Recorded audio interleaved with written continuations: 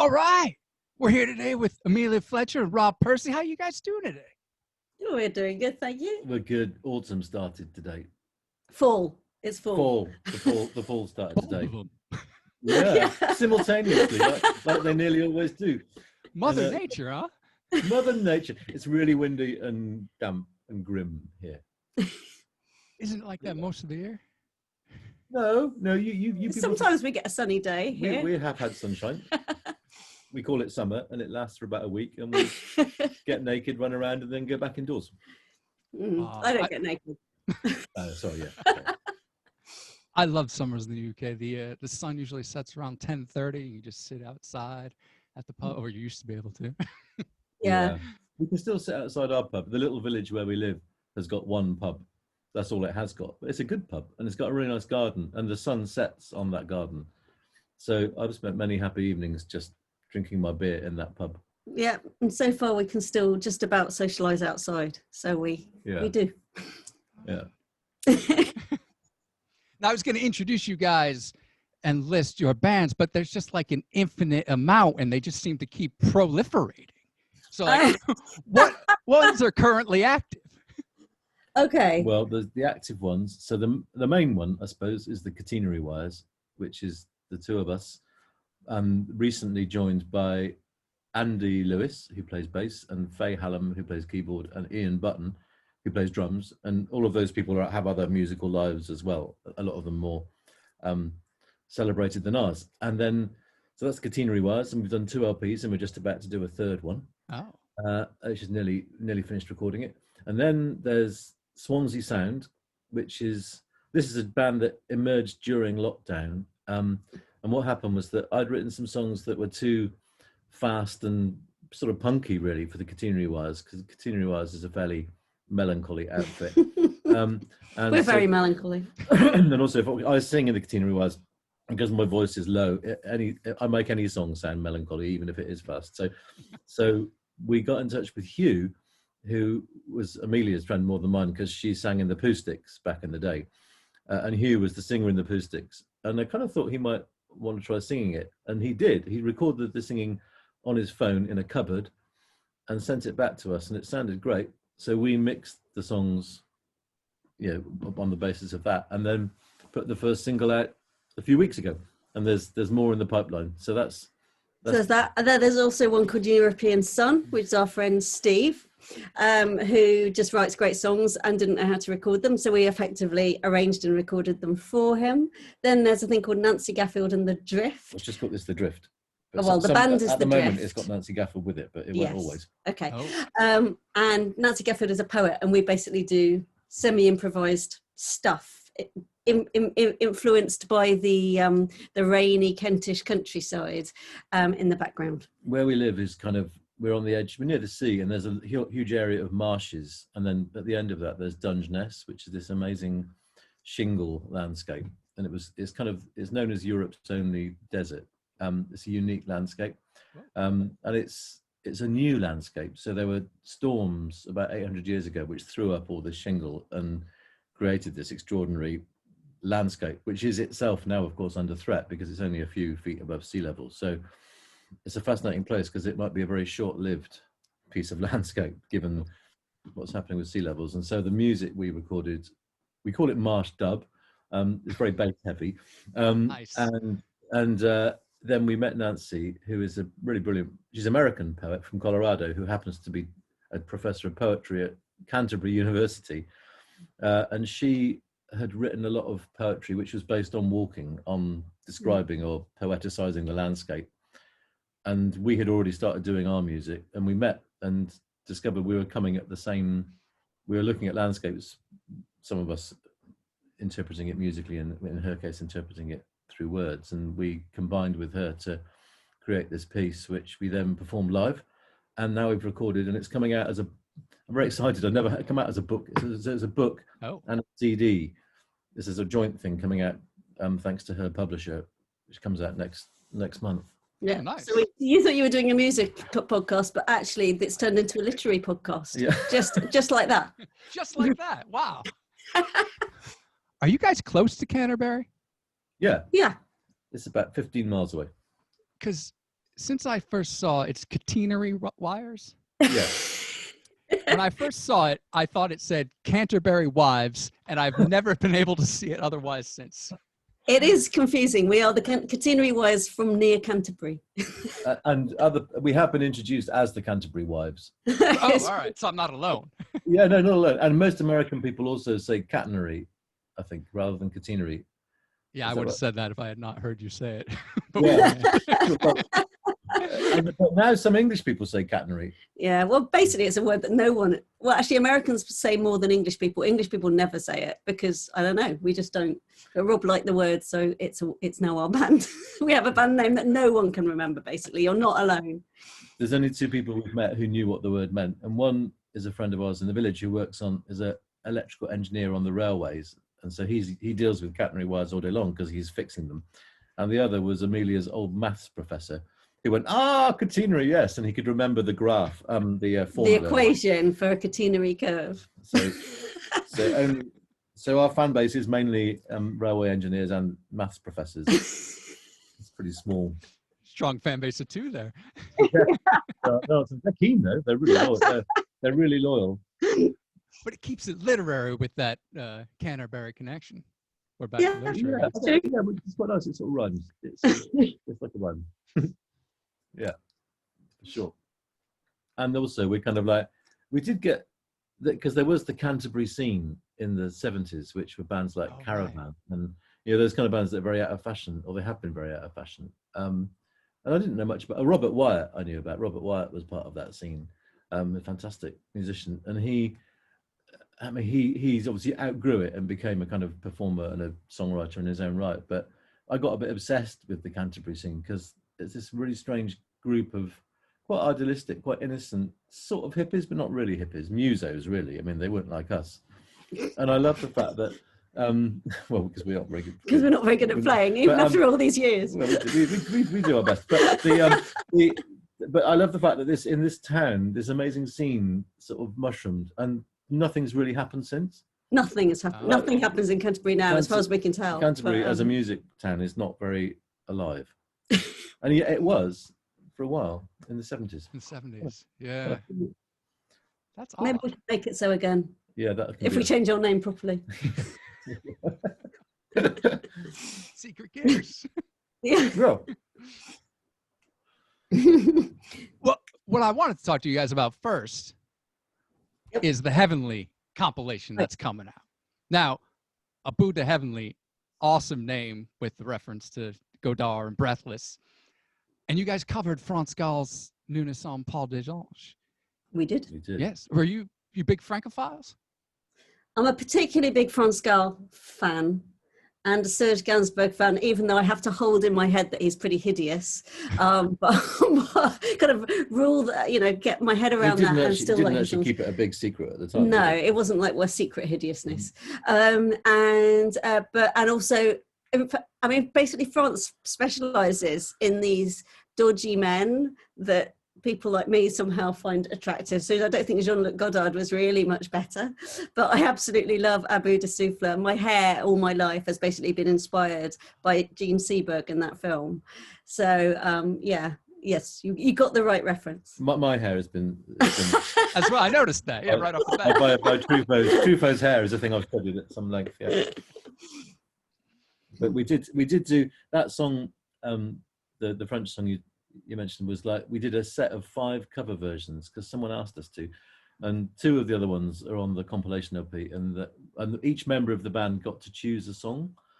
So Amelia chose Nous ne sommes pas des anges, and I chose Art School by The Jam, which is on the album. And Amelia doesn't like me saying this, but I think it's probably the best song on the record. But it's really fast. It's faster than the original, and also because we couldn't work out what the lyrics are, there's one bit where Amelia and Kathy just go "moshi moshi moshi" because they couldn't work out what the lyrics were. They probably weren't moshi moshi. They weren't moshi moshi moshi. I'm afraid 2 of the songs were, they never saw the light of day, did they?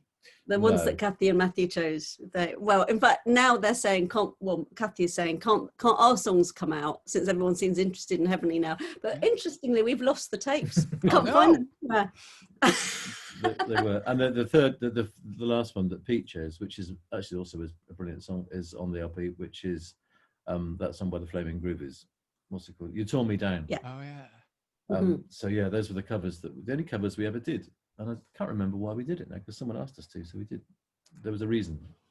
Oh. But, what were Kathy and Matthews, or was that a big secret? well, Kathy's was La Di Da by Jake Thackeray. Oh, I love that tune.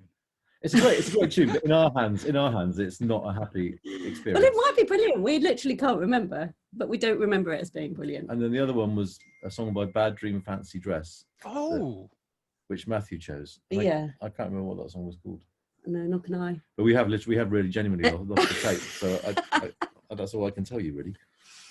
Because it was probably in a box somewhere. It might have been a box in the house, but we couldn't find it. Pete is actually supposed to be hunting at his house because everything's at his house. So it might turn up, and I'm sure the kids would be very excited. I would be very excited. I love Bad Dream Fancy Dress. I remember being in the Notting Hill Music Exchange when I discovered L Records. And I'd never heard of them before. And I saw that Choir Boys Gas LP, and I just bought it because it just looked so brilliant and had Curry Crazy and Lemon Tart as song titles. I was like, this is going to be amazing.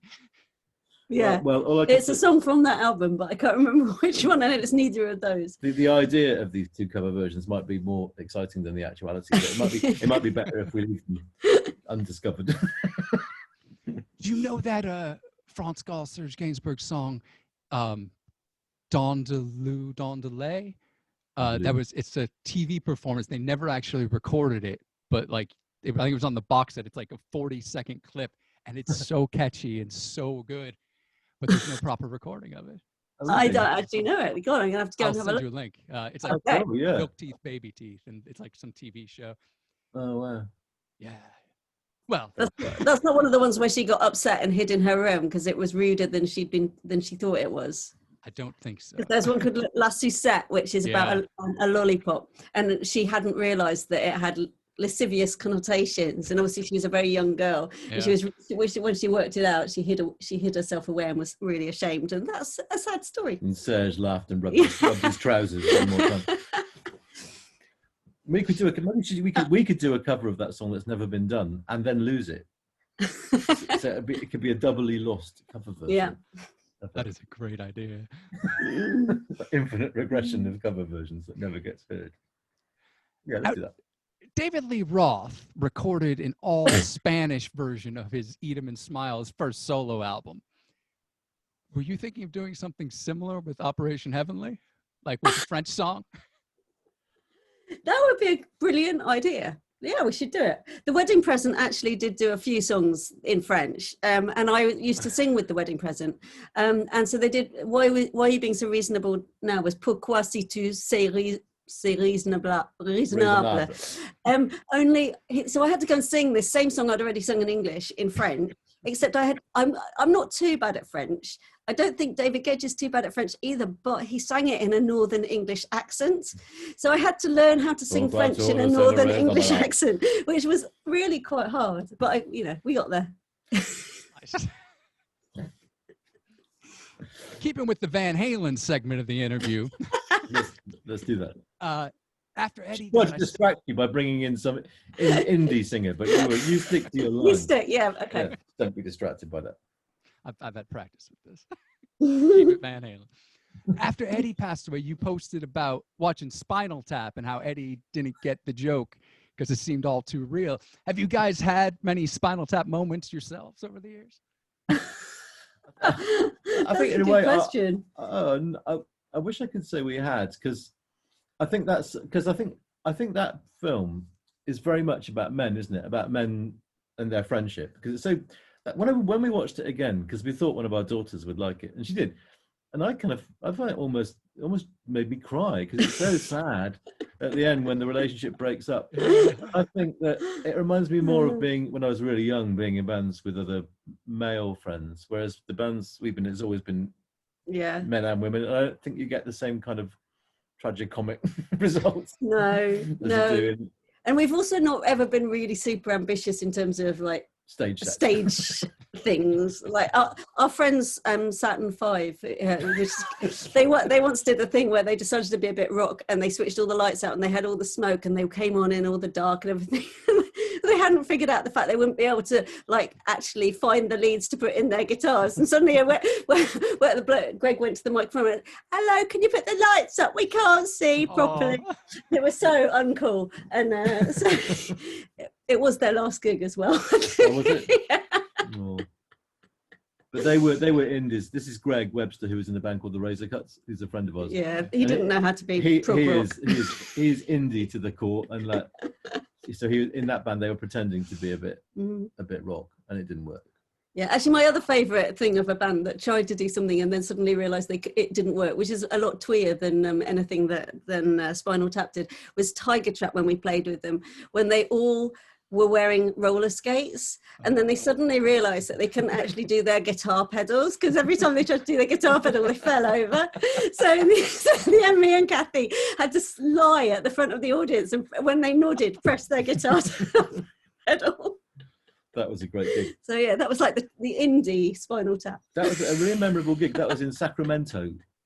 It was in Sacramento in some sort of squat. I think it was some person's parents' basement when the parents were away. The parents, whoever lived there had gone, and it had been taken over for this gig with us and Tiger Trap and roller skates. That sounds amazing. Yeah, it was really good fun. It was a really, really brilliant. We were like, Americans are so cool. They do this sort of thing all the time. It's never happened again to us. Maybe, I know Americans are cool and that does happen all the time. It's just, we've never seen it again.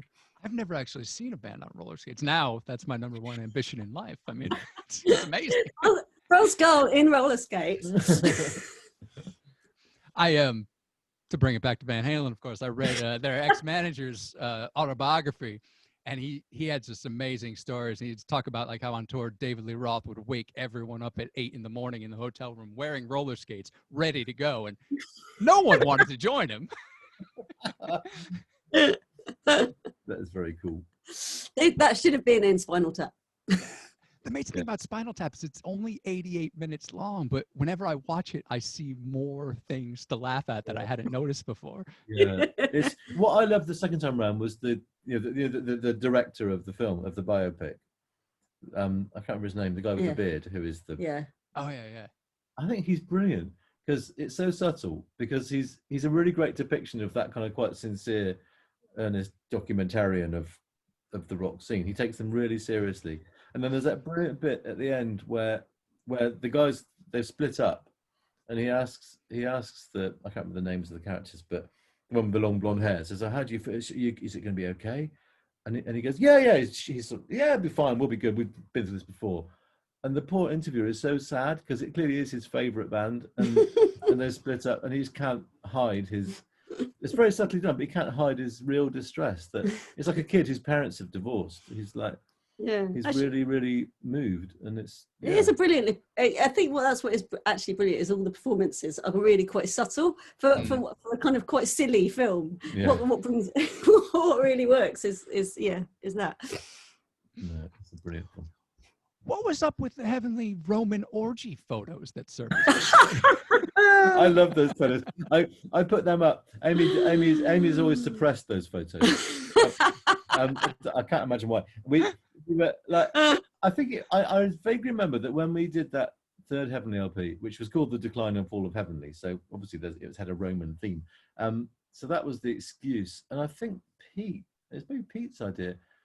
Uncharacteristically, I think we were all just a bit bored of normal band shots, indie photo, and so that's what we did. Alison, who's still a friend of ours, who took lots of heavenly pictures, turned up and was like, "Oh my god," she was a bit shocked. No, but she was encouraging us. I think that's what the trouble. She's very mischievous, and so she kind of got us to do things that, in retrospect, we were not sure we should have done. But now looking back, it's quite funny. But at the time, I think I was just mortified. I was like, no one can see these pictures. You were quite prim in those days. You were a bit prim, weren't you? Maybe a bit prim, yeah. But it just didn't feel. I was also quite punk rock, and they didn't seem terribly punk rock. I think it's true that they're not. I think it's true. Bikini Kill were like hanging out and looking super cool, and we were dressed as Romans eating grapes. Punk rock would have been a lot different if that was the fashion. It was neoclassical punk rock. I think probably also some people got into character more than others. Like Matthew, I remember really enjoyed it. So he's lying on the floor with Kathy dangling grapes into his mouth from her foot, and I think they probably did it more wholeheartedly than Pete. Just stood there looking at his scroll, and I had a slightly half-hearted sort of like beaker of presumably wine. Yeah, if anyone wants to see these, they're on the @Heavenly Indie. I don't have @Heavenly Indie Instagram site, but they always sing, if only to see like what bands shouldn't do if they want to look cool in a band photo shoot. You had a scroll as a prop. Yeah. Wow. I think Pete studied the classics, didn't he? Yeah. So I think maybe he found it easier to step into character than the rest of us. 'Cause He had scrolls at hand. he was went everywhere with them. Every scroll all the time. The tour van was littered with them. Move for the scrolls.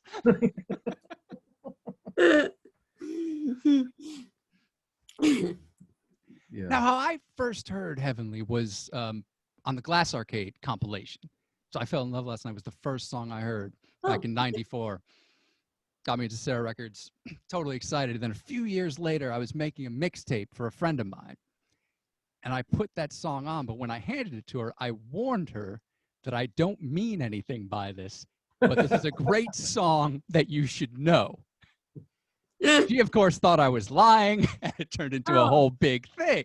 No. In a good way. No. Oh. I thought you were going to say, and now we're married. No. And she's listening today.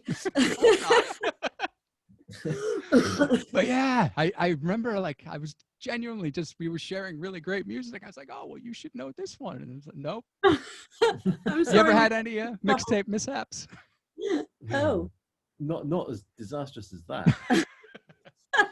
I think I probably I remember making a mixtape for a girl that, in retrospect, it's not that surprising. I was about 18, and my favourite bands were The Fall and, I don't know, the Blue Orchids.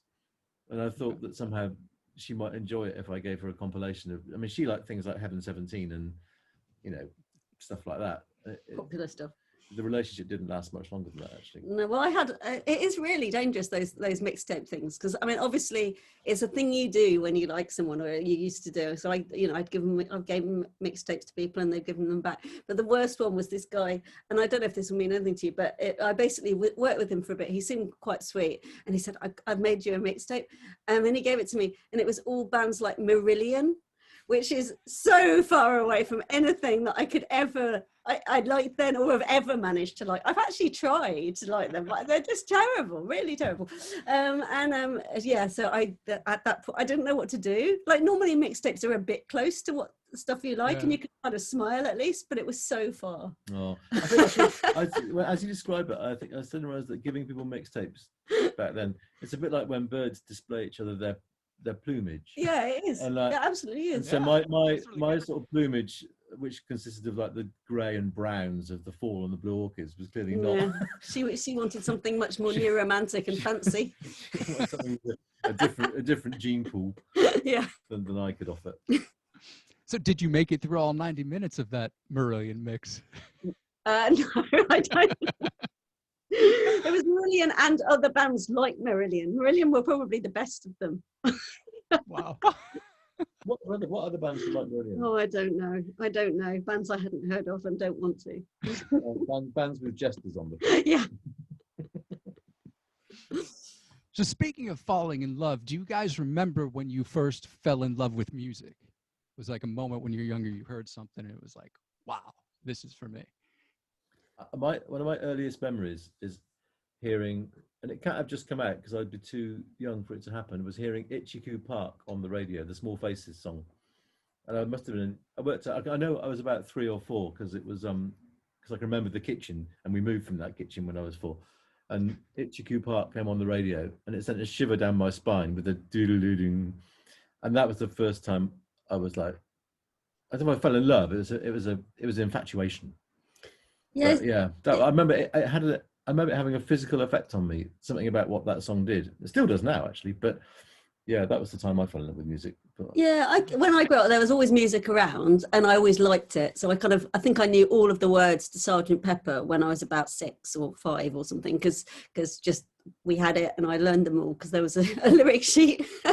But I didn't kind of feel I loved it. It just was part of my life. And I think the first thing that I really, really loved, and it's quite late on, is the Orange Juice album, where that was the first one where I kind of literally just sat and played it and played it and played it and thought it was had hidden meaning that was, there was something that it was telling me.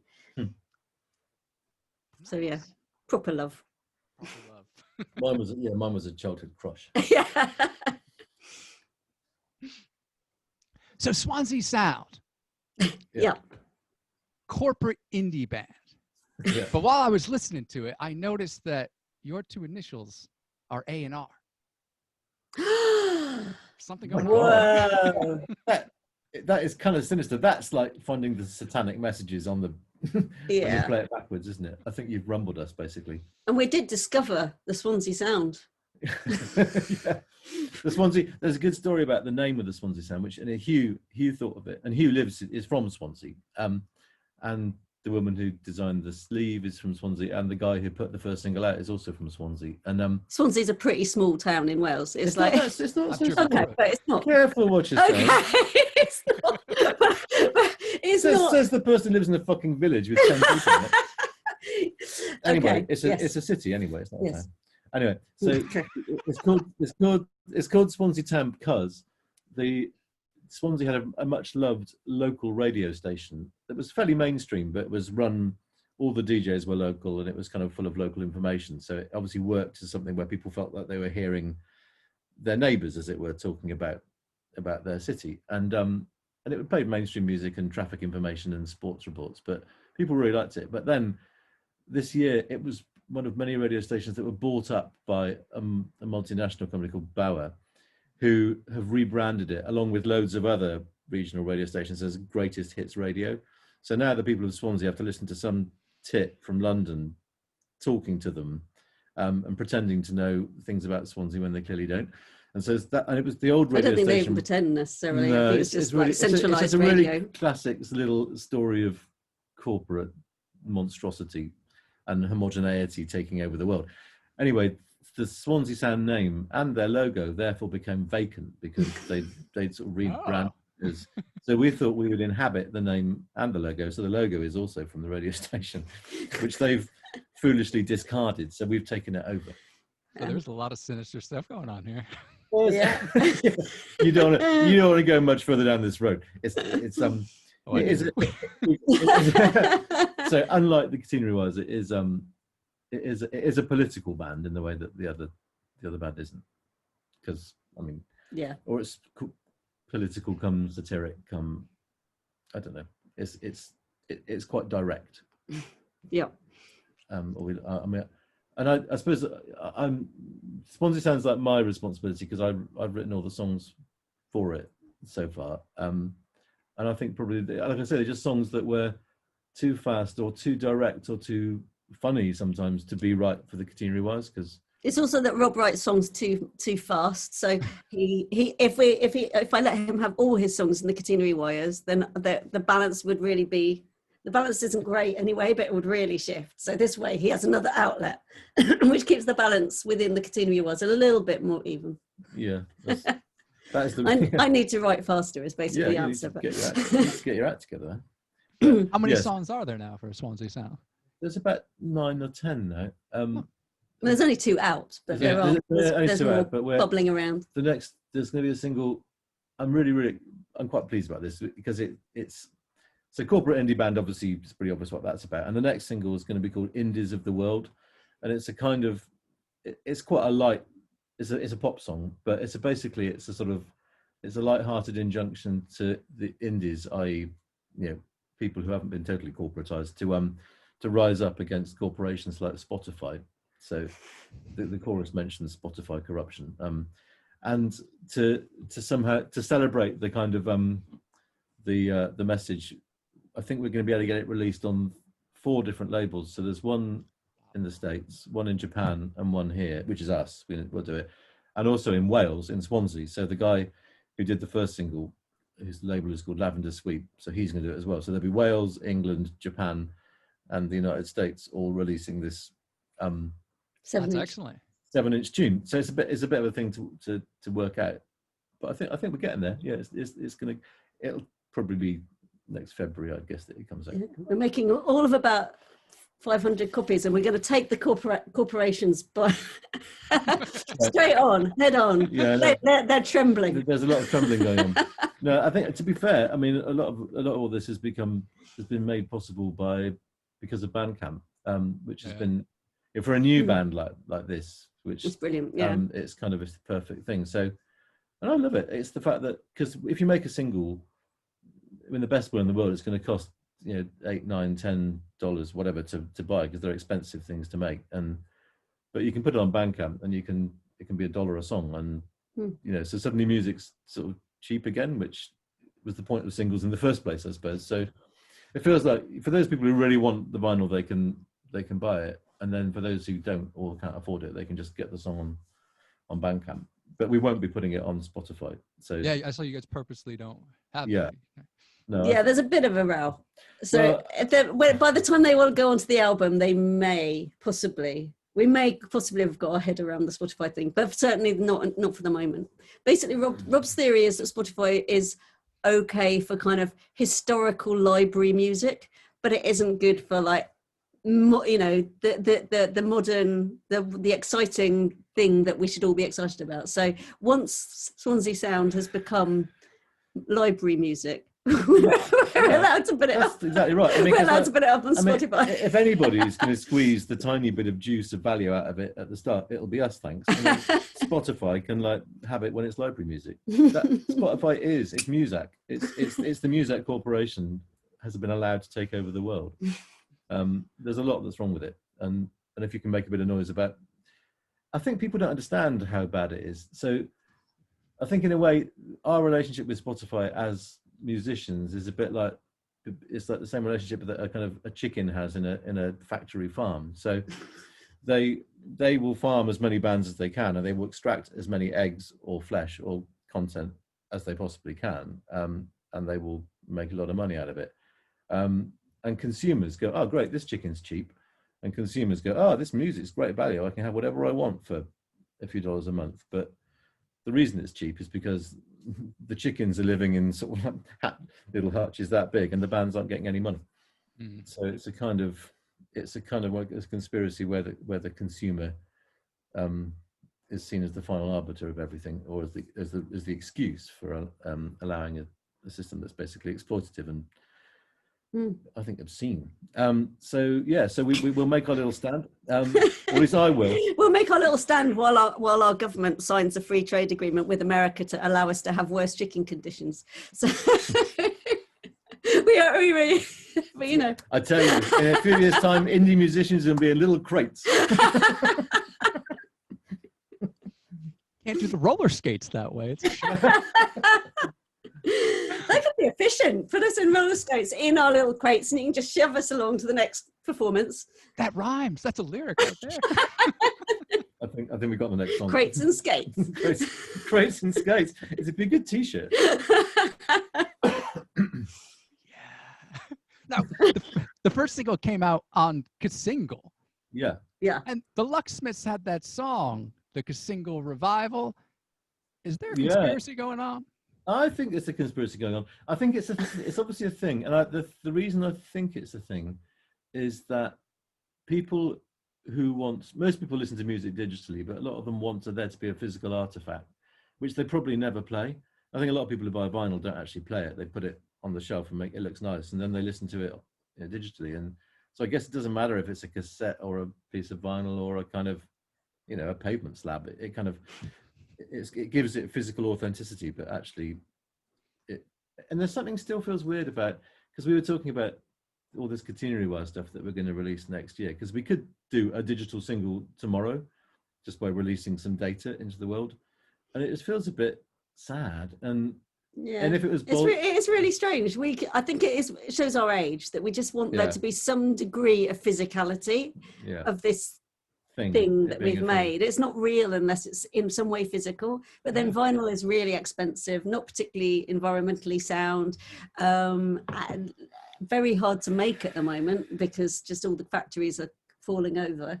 So if you can make cassette quick and easily and cheaply, and actually it's still a really nice little thing. Yeah, they're nice things, and they're obviously, we know there's a couple of labels I know in this country who are run by people much younger than us who are doing cassette single after cassette single. It's become a kind of a way of trading something, of kind of like, it's almost like giving somebody a mixtape.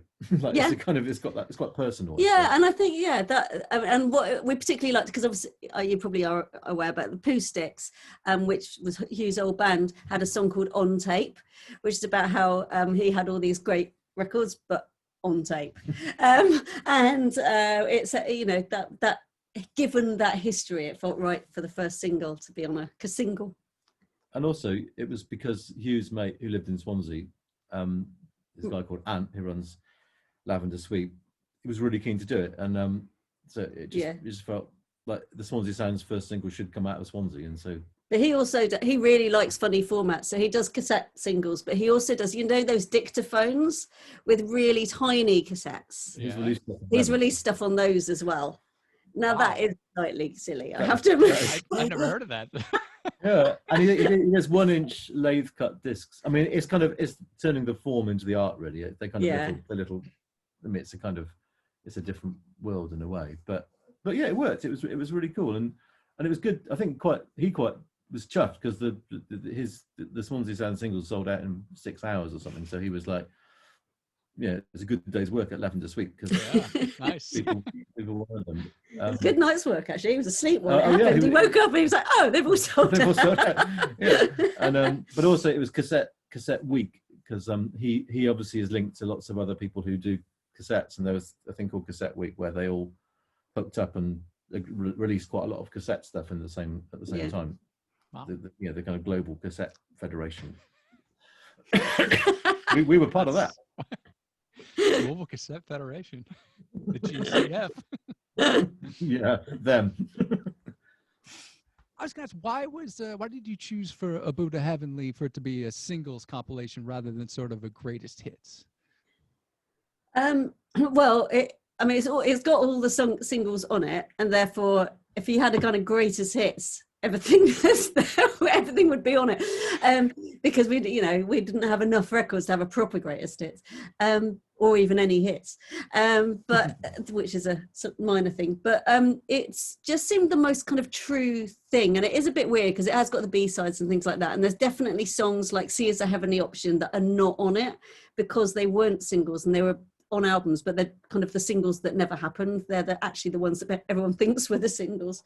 But it just felt like the most pure approach to doing a compilation. And we've always tried to steer clear of kind of doing retrospective compilations, really, because it just feels a little bit sad. As you can tell, we're very forward looking to go back and kind of get all your old stuff and kind of try and reflog it seemed a bit sad.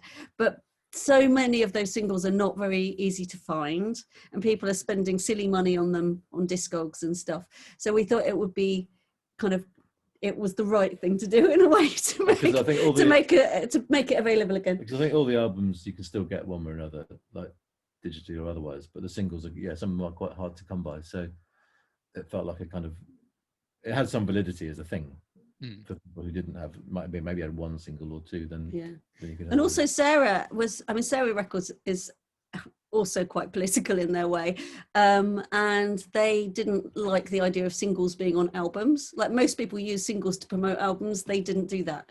So all of the singles were not on the albums. They were in America, so because Kay did stick them on the albums. They didn't care. They didn't care. But in the UK, all the singles were separate from the albums. So even if you managed to finally get a Heavenly album, if it's the Sarah one, you'll go, "Oh, where's the single?" So with Sarah in England, we were free range chickens. Yeah, we were free range chickens. But in America, we were caged. That's what K is for, caged. I did do like a double take at the track listing because I've expected Majestic to be on, and then I realized that wasn't a single. I mean, but that's a single if I've ever heard one. Yeah, I think Yeah. I think a lot of Heavenly songs, they're all pop songs, aren't they? So Yeah. they all have a certain singliness about them, or nearly all of them. But yeah, so it's been a really nice thing to do. I mean, I think of, in the same way that we talk about Swansea Sound as my band, it's obviously not my band, it's me and Amy and Hugh and Ian, and Heavenly was, we think of Heavenly as Amelia's band because she wrote nearly all the songs for Heavenly, and I guess it was kind of your call. And I haven't been that interested because I just played the bass, I turned up, I usually drove the car because nobody else could drive. And got into a toga occasionally. Sometimes sleep into the toga, have a few grapes, bit of a dormouse, but then going back through, it's probably because of lockdown as well. So I put the Instagram page. I sort of started to entertain myself by finding old pictures and putting them up, and it was kind of So I probably spent more time being not nostalgic, but looking back and thinking about stuff than I've ever done in my life, actually. Yeah, I think the other thing we kind of thought, I think even though we knew people like Heavenly, I kind of thought it would be a bit embarrassing to go back and listen to it all and dredge up old photos and everything. And I hadn't quite anticipated that actually we were quite cool. We were cooler than I remember. Yeah. And better than I remembered, and punkier than I remembered. And it was to puncture that delusion is why I published the Roman toga. It was going so well. You didn't think this will make us even cooler? No, but I think it does. Listening back to the record and stuff, the compilation. I think I had a slight dread of listening back to it, thinking, oh God, this is sound really rough. But all the singles lined up together, it sounds pretty good. Yeah. So yeah, and also this sounds really A&R, but it had to be remastered because they had to recut the record, the tracks to fit onto this LP. And the guy that Damaged Goods, the label, got to do it, did a really good job. And a couple of the songs that they sound better than I've ever heard them before because I think that it's all a bit random whether your record got cut, your single got cut well or not. Yeah. And some of them I think probably do sound a little also bit. Damaged Goods is a punk label, so I think the guy that he's like, oh, Damaged Goods, right, we'll make that sound punk, we'll make it loud, make it sound punky. So actually it really suits Heavenly well. It does sound better. I wish we'd known that at the time. Which is go punk. Well, because when we played live we were really loud, but Yeah. and as it's often the case that, and you get this live quite a lot in those days, and maybe you still do, is that as soon as the sound man sees two female singers, he cranks the reverb up and makes it all sound a bit pretty and ethereal. And we would always live. We would fight to stop that. So they'd take the reverb off. People want to hear the words, not just like a this sort of perfumed sort of sound. And so we were loud. And Matthew was a particularly loud drummer, and I was quite a loud bassist. So it was a racket, and it was quite punk. But then all the records, most often bands come out, it's really hard to capture that on record, and most bands fail. But I think with this record, because of it being cut by somebody who understands punk, it actually sounds closer to what it felt like at the time than a lot of the records do. So yeah, so that was good. And it's been incredibly gratifying. I mean, obviously it's not out yet, but it is on pre-sale. But we basically, Ian at Damaged Goods, basically because he knows about punk things, but he doesn't really know about indie. He said, "Will you send it out to like indie DJs and indie blogs and things, because you know who they are and I don't." And so we've been doing that. We've been sending out to loads of people, and it's just we've been so happy with the responses. Just people are excited, and I've had just some of the nicest emails back. Yeah. Excellent. So yeah, it's been great. Maybe there'll be a future in like Mixtape Misunderstandings. Yeah. Yeah, it could be. No, it has been really nice so far. And I guess maybe because it's not the sort of thing we do very often, maybe it feels a bit more novel. I think probably also for a lot of people who were there at the time, there's naturally, I'm sure this is true of any band who put stuff out retrospectively, there's going to be this big wave of nostalgia for a time where you were younger, could go to gigs of any kind. Yeah. And there's something quite innocent about Heavenly, and I think maybe because the world's got a lot darker since Heavenly played Mm. in many, many ways. Are you And, taking responsibility? well, I think you'll find that if you look at some of the histories of the decline of the Roman Empire, which we obviously did, you'll see certain patterns are reforming. I knew there were conspiracies to delve into with this. Yeah. Blame it on Heavenly. Maybe that's what we should have called the album. That's a great LP title. Blame it on Heavenly. Well, that's all my questions. Do you guys have anything else you want to talk about? Any other projects we haven't mentioned? Of the many we've talked about. No, I think you've managed. Thank you. No, you've heard most of it. I think the thing we've talked least about, because it's the one that hasn't come out for a while, is the Catenary Wires, which was the main thing we do. But like I said, we've got this whole LP in store, so maybe we can kind of like drone on about that in future sometime. Because Yeah. Let me know when it's coming out. We'll Yeah. I'll delve into what's really going on. Yeah, that's the point at which the world gets better. We will bring light. yeah. Just You guys are puppet masters. yeah. Be afraid. Thank you very much for coming on the show. Oh, it's a great Thank you pleasure. very And much. sorry we kept you waiting. It's cool.